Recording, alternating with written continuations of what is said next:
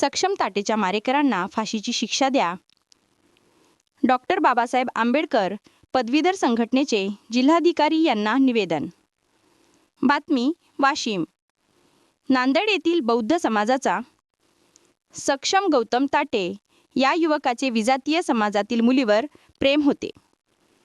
या प्रेमास मुलीच्या घरच्यांचा विरोध असल्याने मुलीच्या वडिलांनी व मुलांनी सक्षम गौतम ताटे या तरुण युवकास दिनांक 27 नोव्हेंबर 25 रोजी गोळ्या झाडून व डोक्यावर फरशी मारून त्याची क्रूरपणे हत्या केली आहे.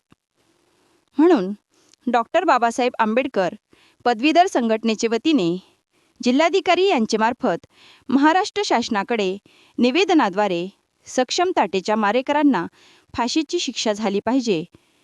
सक्षमच्या कुटुंबाला व मुलगी आचल हिस पोलीस संरक्षण, घर, 50 लाख रुपयांची मदत आणि कुटुंबातील सदस्यांना शासकीय नोकरी द्यावी अशी मागणी केली आहे.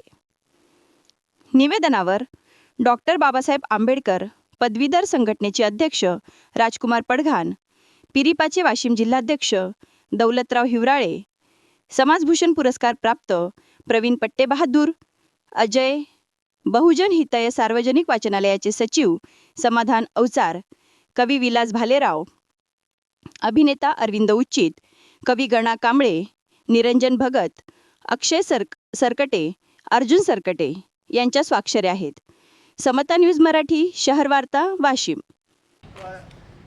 भावानी पूर्णपणे त्याच्यावर गोळ्या झाडून, नुसतं गोळ्या झाडल्या नाही तर त्याच्या डोक्याला फरशीचे घाव घालून त्याला जिवंत ठार करण्यात आलं.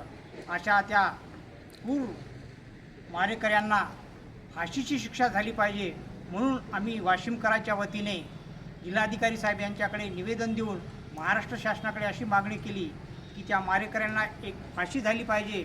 शिवाय त्या कुटुंबातील सर्वांना आणि त्या प्रेमिकाला देखील पोलीस संरक्षण मिळालं पाहिजे.